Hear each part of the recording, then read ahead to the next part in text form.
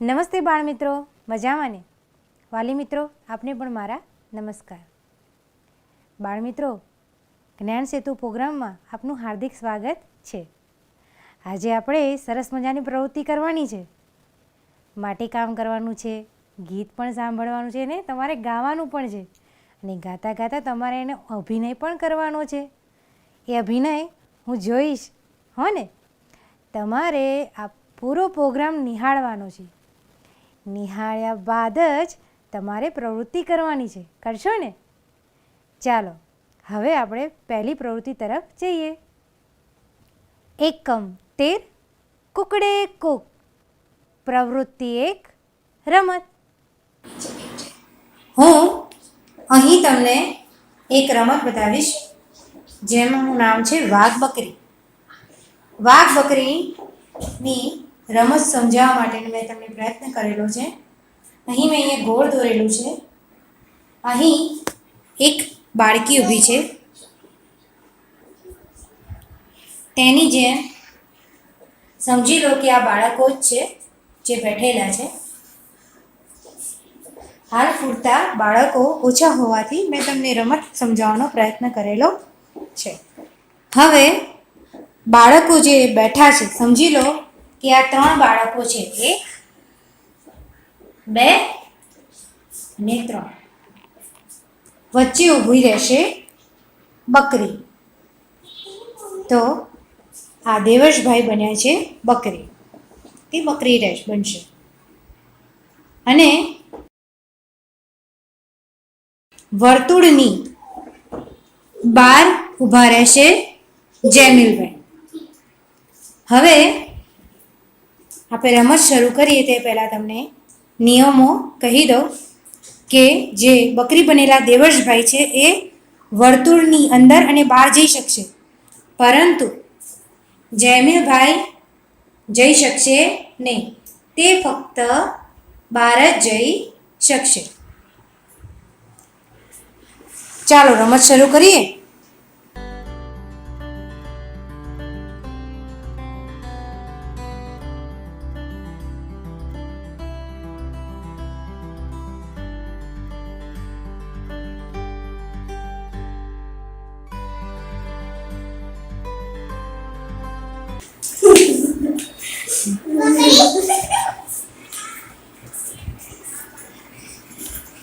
જો દેવશભાઈ તો પકડી ગયા.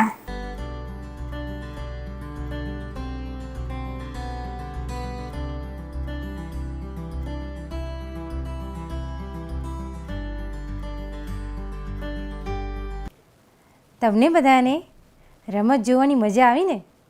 બાળકો ઓછા હતા પણ તમને રમત સમજાવવાનો પ્રયત્ન કરેલ છે. હવે આપણે આગળની પ્રવૃત્તિ તરફ જઈએ. 13 કુકડે કુક. પ્રવૃત્તિ 2 ગીત. ગીતનું નામ છે એક બિલાડી જાડી.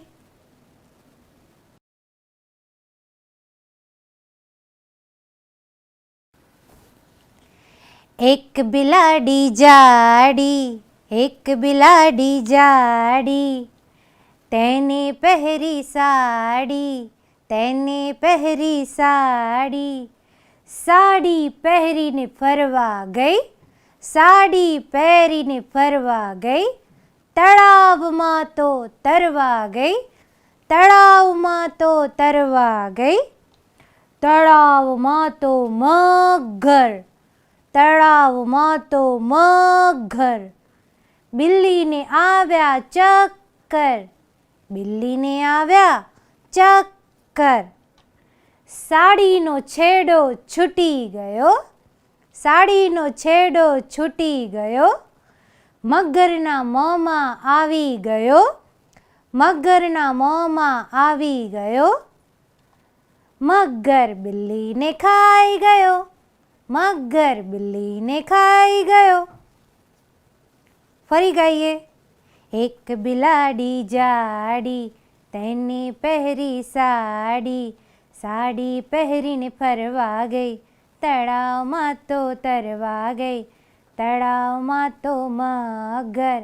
બિલ્લીને આવ્યા ચક્કર, સાડીનો છેડો છૂટી ગયો, મગરના મોંમાં આવી ગયો, મગર બિલ્લીને ખાઈ ગયો, મગર બિલ્લીને ખાઈ ગયો.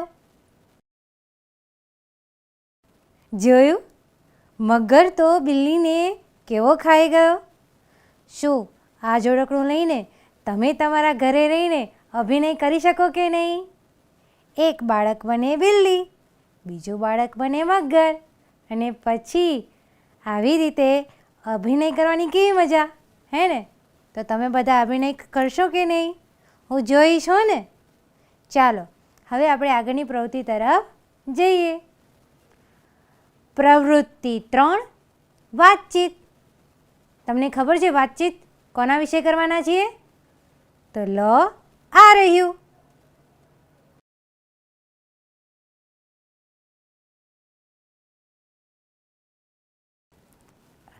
બાળમિત્રો, આજે આપણે પુસ્તક વિશે વાતચીત કરવાના છીએ. તમને એમ થતું હશે, બેન, આ પુસ્તકમાં શું વાતચીત કરવાની હશે? અરે ભાઈ, એમાં પણ એક જાદુ છે, જાદુ. જોવાનું છે કે કયું પુસ્તક મોટું કે કયું પુસ્તક નાનું. હજી ઘણા બાળકોને પુસ્તકમાં ખબર ના પડી, હે ને? પુસ્તક એટલે ચોપડીઓ, જાત જાતની ચોપડીઓ, નાની મોટી જાડી પાતળી ચોપડીઓ. જુઓ, તમને અહીં ટેબલ ઉપર કેટલીક ચોપડીઓ દેખાશે. તો ઘણી ચોપડીઓ નાની હશે, તો ઘણી મોટી, તો ઘણી સરખી, હે ને? જુદા જુદા રંગની ચોપડીઓ છે કે નહીં? અને આ બે ચોપડીઓ તો કેટલી મોટી છે, હે ને? તો આપણે આમાં આ જ જોવાનું છે કે પુસ્તકોના આકાર કેવા કેવા જુદા જુદા છે. હવે તમે જોશો કે અહીં તમને કેટલાક પુસ્તકો જોવા મળી રહ્યા છે. જેમ કે જાડું પુસ્તક, તેનાથી પતલું પુસ્તક. અરે બાપ રે, આ તો તેનાથી પણ જાડું આવ્યું. અને તેના નીચે તો મોટું પણ છે અને થોડું જાડું પણ છે. તો તમે જોયું કે સૌથી નાનું ક્યાં છે? આ રહ્યું ઉપરવાળું. સૌથી મોટું આ રહ્યું. અને હા, સૌથી જાડું કયું? હા, આ રહ્યું વાદળી રંગનું. મને કહેશો કે તમને બે ચોપડીઓ દેખાઈ રહી છે, તેમાંથી જાડી ચોપડી કઈ અને પતલી ચોપડી કઈ? કહો જોઈએ તો. અરે વાહ, સૃજન બોલ્યો. સૃજને કીધું કે બેન, આ ચોપડી તો જાડી છે અને આ ચોપડી તો પતલી છે. હવે આગળ જોઈએ. અરે વાહ ભાઈ વાહ, કેટલા બધા પુસ્તકો આવ્યા. નાનું, તેનાથી મોટું, તેનાથી મોટું. અલે, આ તો મોટું છે પણ પતલું છે. તેનાથી મોટું, આ તો મોટું ને જાડું છે, હે ને? તેનાથી મોટું, આ તો સાવ પાતળું આવ્યું, હે ને? અને નીચે સૌથી જાડું અને મોટું. પુસ્તકો વિશે જાણવાની મજા આવી ને? તો તમે પણ આ ઘરે કરી શકો છો. તમને એમ થતું હશે કે બેન, અમારી પાસે તો ક્યાં આવા આવા પુસ્તકો છે? અરે છે, તમારા ઘરમાં નાની મોટી ચોપડીઓ તો છે ને? ભેગી કરવાની, જોવાની કે નાની કઈ અને મોટી કઈ, જાડી કઈ અને પાતળી કઈ. પછી એનું વર્ગીકરણ કરવાનું અને તમારા મિત્રને બોલાવવાનો અને પ્રશ્ન પૂછવાના છે કે ચાલ હવે આપણે એક રમત રમીએ. હું પ્રશ્ન પૂછું ને તારે જવાબ આપવાનો. અને આવી રીતે પુસ્તકોની પ્રશ્નોત્તરી તમારે કરવાની છે. તો થઈ ગઈ ને વાતચીત? તો આપણે કેવી સરસ મજાની વાતચીત કરી, હે ને? હવે આપણે આગળની પ્રવૃત્તિ તરફ જઈએ. પ્રવૃત્તિ 4, ચિત્રકામ.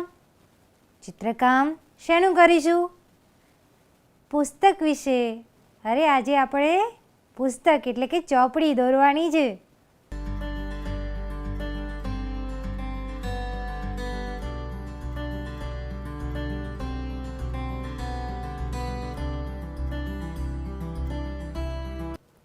બાળમિત્રો, અહીં આપણે એક પુસ્તકનું ચિત્ર દોરીશું. તો કેવી રીતે દોરીશું એ હું તમને બતાવું. મારી પાસે ફૂટપટ્ટી પણ નથી, તો જુઓ ફૂટપટ્ટી વગર પણ કેવું સરસ મજાનું પુસ્તક દોરી શકીએ.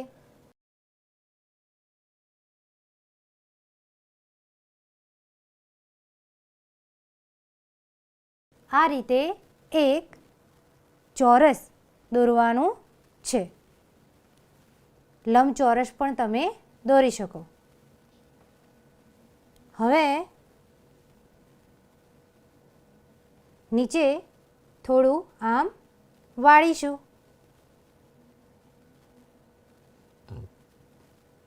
અને આ બંને છેડાને આપણે જોડીશું.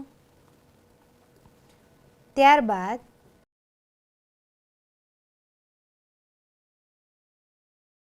થોડો આડો લીટો અને આડા લીટાને નીચેની લીટી તરફ જોડીશું. ત્યારબાદ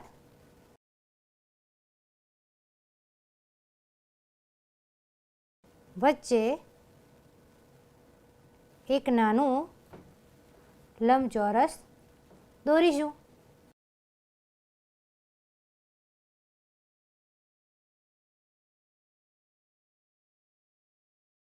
ત્યારબાદ બે નાની લીટી દોરીશું.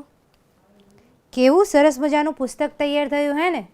જો આમાં આપણે કલર પૂરીએ તો કેવું સરસ લાગે હે ને. તો હું પૂરું, તમે જોજો.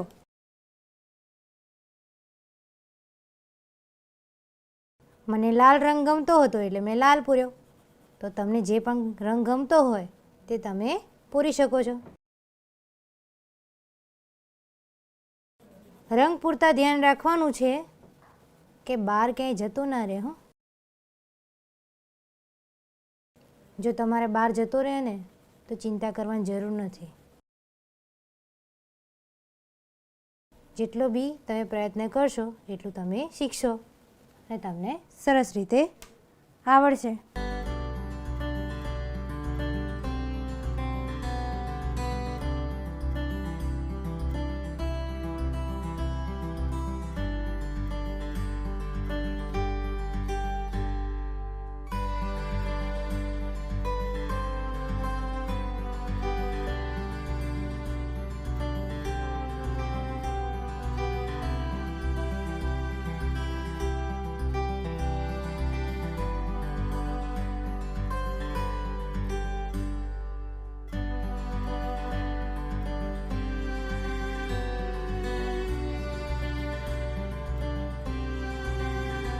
આ રહ્યું મારું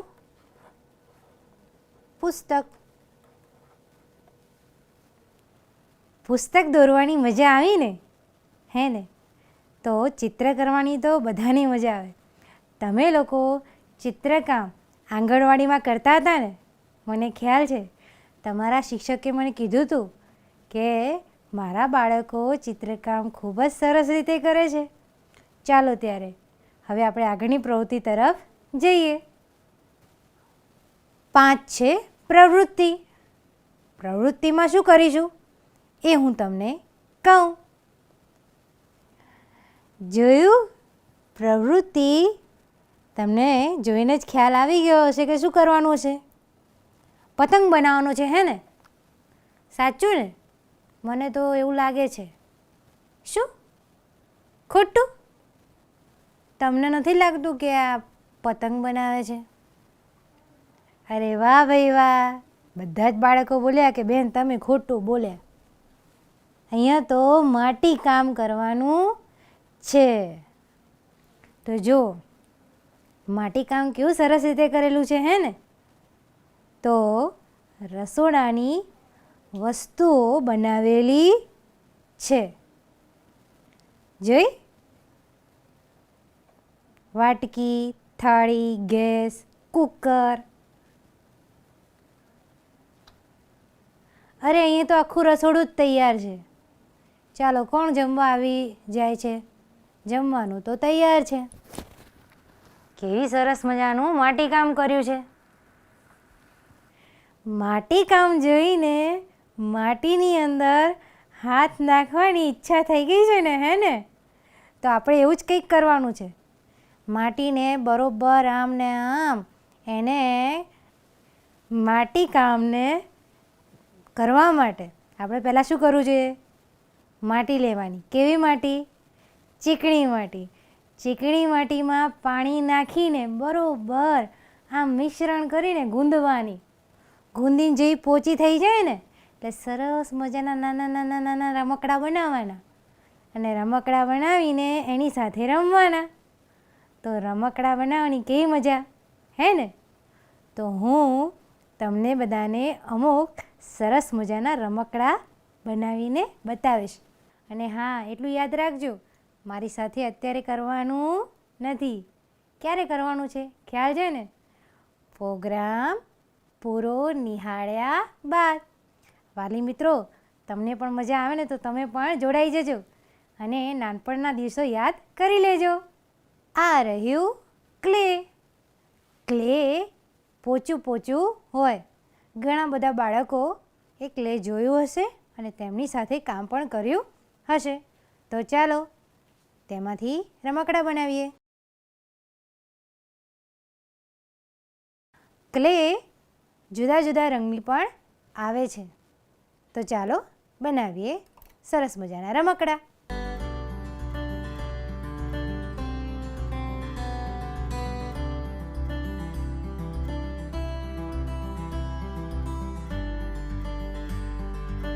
તો જો હું શું કરું છું.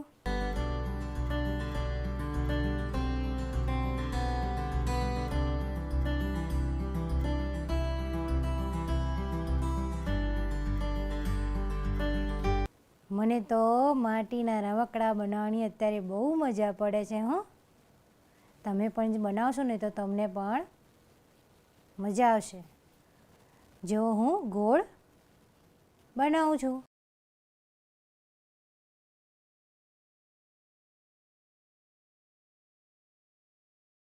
કહેશો કે હું શું બનાવું છું?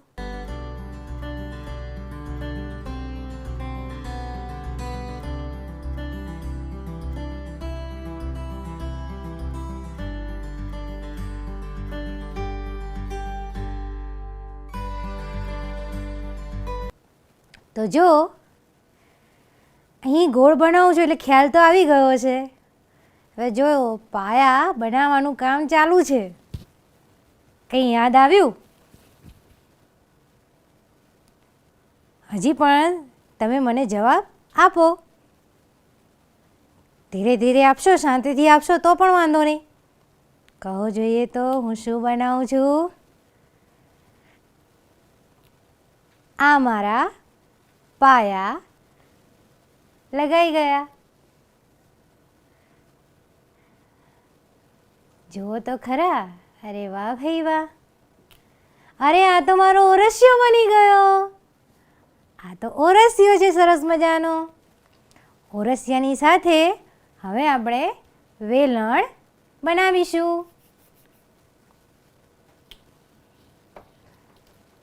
તો જોયું, આ રહ્યું મારું વેલણ. હવે ઓરસિયા ઉપર વેલણ મૂકીને રોટલી બનાવવા માટે તૈયાર થઈ જાઓ. જો કેવો સરસ મજાનો ઓરસિયો બન્યો. હવે જોજો. હા, આવી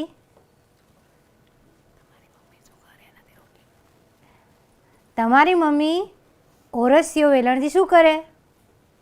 કોણ જવાબ આપે છે? અરે વાહ, જિજ્ઞાસાબેને જવાબ આપ્યો.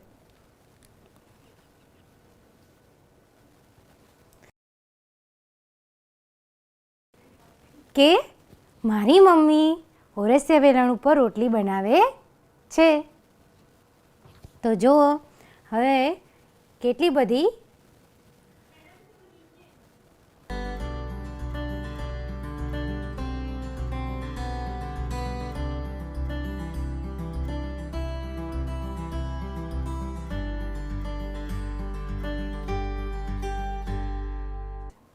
તો આ રહ્યા આપણા રસોડાના સાધનો. તો ઓરસિયો અને વેલણ બનાવતા આપણે શીખ્યા. આ રહ્યો ચૂલો. હવે ચૂલા ઉપર રોટલી કરવી છે તો શું જોઈએ? તવી. તો આ રહી મારી તવી.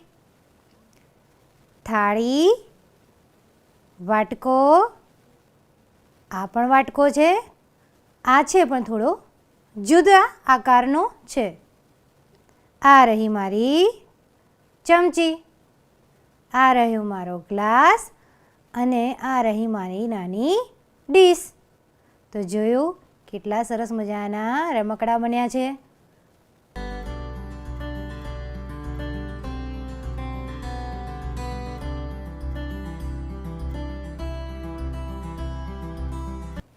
તો જોયું ને.